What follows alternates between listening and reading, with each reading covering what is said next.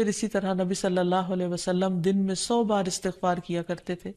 تو اس لیے ہم سب کو بھی کثرت سے استغفار کرنی چاہیے. استغفار بیماریوں کا علاج بھی ہے اور اللہ کے عذاب سے بچانے والا بھی، اللہ سبحانہ وتعالیٰ کی رحمت پانے کا ذریعہ ہے، اور پھر بارش کے نزول کا ذریعہ بھی ہے، زراعت میں برکت کا ذریعہ، کبیرہ اور صغیرہ گناہوں سے معافی کا ذریعہ، اچھا اعمال نامہ پانے کا ذریعہ. یعنی قیامت کے دن انسان کو جن کی بخشش ہوگی ان کو خوشخبری دی جائے گی اور ان کا نامہ اعمال جو ہے وہ بہترین نامہ اعمال ہوگا. پھر جنت میں درجات کی بلندی استغفار کی وجہ سے ہوگی.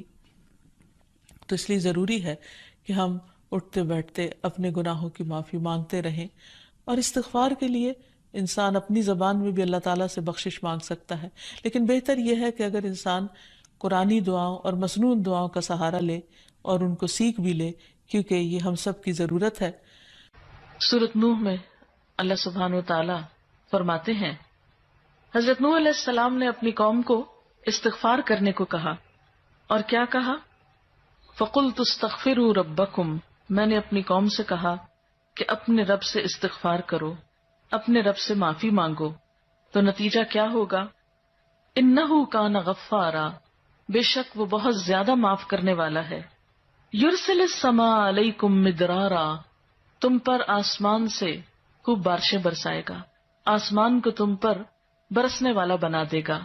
وَيُمْدِدْكُمْ بِأَمْوَالٍ وَبَنِينَ، تمہیں مال اور بیٹوں سے مدد دے گا. وَيَجْعَلْ لَكُمْ جَنَّاتٍ، تمہارے لیے باغات بنائے گا.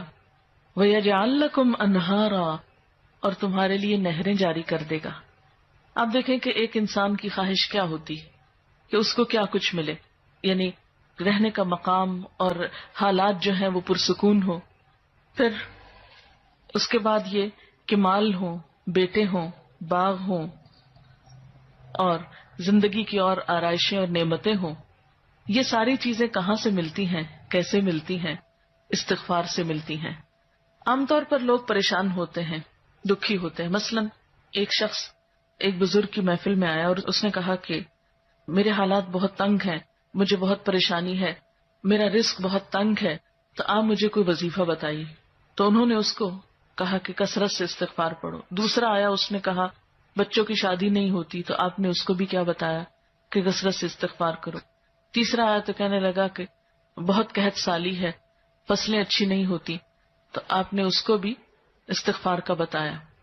تو کسی نے ان سے پوچھا کہ بھائی 3 لوگ آپ سے 3 ڈفرنٹ مسئلے لے کر آئے ہیں، اپنی پریشانیاں لے کر آئے ہیں، آپ نے تینوں کو ایک ہی چیز بتائی ہے. تو اس پر انہوں نے یہی سورۃ نوح کی آیت پڑھ کر سنائی کہ دیکھو یہ قرآن میں اللہ کا وعدہ ہے اور اللہ کا وعدہ سچا ہے. اللہ تعالیٰ کی بات سے بڑھ کر سچی بات کس کی ہو سکتی ہے؟ ہمارے پڑھنے میں کمی کوتاہی ہو سکتی ہے، لیکن اللہ کی بات میں کوئی شک نہیں. ذالک الکتاب لا ریب فیہ، یہ وہ کتاب ہے جس میں کوئی شک نہیں. لیکن یہ ہے کہ بعض اوقات ہم خود پڑھنے میں کوتاہی کر دیتے ہیں. تو جن کا رشتہ نہ ہو رہا ہو وہ بھی، جن کا ہو چکا ہو اور شادی کے پرابلمز ہو وہ بھی، جن کا ہو چکا اور پھر بچے نہ ہو وہ بھی، ان سب کے لیے ایک ہی وظیفہ ہے، اور وہ کیا ہے؟ استغفار کا. پھر اسی طرح ایک اور جگہ پر ایک اور پیغمبر نے اپنے لوگوں سے کہا وَاسْتَغْفِرُوا رَبَّكُمْ ثُمَّ تُوبُوا إِلَيْهِ إِنَّ رَبِّي رَحِيمٌ وَدُودٌ، اپنے رب سے معافی مانگو اور اس کی طرف پلٹ آؤ، بے شک میرا رب رحیم ہے اور اپنی مخلوق سے بہت محبت رکھتا ہے. یعنی جب کسی بندے پر کوئی تکلیف آتی ہے تو ایسا نہیں کہ اللہ تعالیٰ اس پر خوش ہوتے ہیں اور جان بوجھ کے ستانا چاہتے ہیں بندوں کو. اللہ تو بندوں کے حق میں بہت مہربان ہے.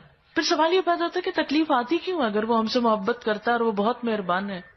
تو بات یہ ہے کہ کچھ چیزیں ہم اچھے حالات میں سیکھتے ہیں اور کچھ چیزیں ہم ہارڈ شپ سے سیکھتے ہیں.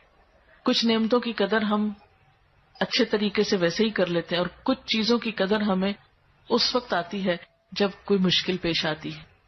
آپ دیکھیے کہ اس کی مثال یوں ہی ہے کہ جیسے کچھ کھانے آپ کچے ہی کھا لیتے ہیں، جیسے فروٹس وغیرہ ہیں، آپ کو پکانے کی ضرورت نہیں ہوتی، لیکن کچھ کھانے آپ کو پکا کر کھانے ہوتے ہیں. اسی طرح زندگی میں کچھ حالات ایسے ہوتے ہیں کہ جن میں آپ آرام سے سیکھ جاتے ہیں. یا کچھ باتیں آپ کو بغیر کسی مشکل کے سمجھ میں آ جاتی ہیں، لیکن کچھ باتیں آپ کو مشکل آنے پر سمجھ آتی ہیں. اور جس طرح انسان پختہ اور میچیور ہوتا ہے مشکلات میں، آپ نے دیکھا ہوگا کہ جو بچے ہارڈ شپس میں پلتے ہیں وہ بڑے ہو کر ان میں اسٹیمنا زیادہ ہوتا ہے، لیکن جو بچے بہت نعمتوں میں اور نازوں میں پلتے ہیں وہ اتنے بہادر اور اتنے ہمت والے نہیں ہوتے. اس لیے دھوپ اور چھاؤں، غم اور خوشی، دونوں اس کائنات کا حسن ہے.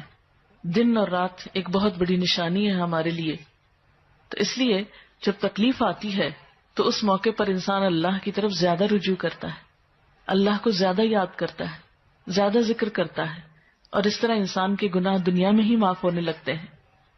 ایک اور جگہ پر آتا ہے وَأَنِ اسْتَغْفِرُوا رَبَّكُمْ ثُمَّ تُوبُوا إِلَيْهِ يُمَتِّعْكُم مَّتَاعًا حَسَنًا، اور یہ کہ تم اپنے رب سے معافی چاہو اور اس کی طرف پلٹ آؤ تو وہ تم کو اچھا سامان زندگی دے گا.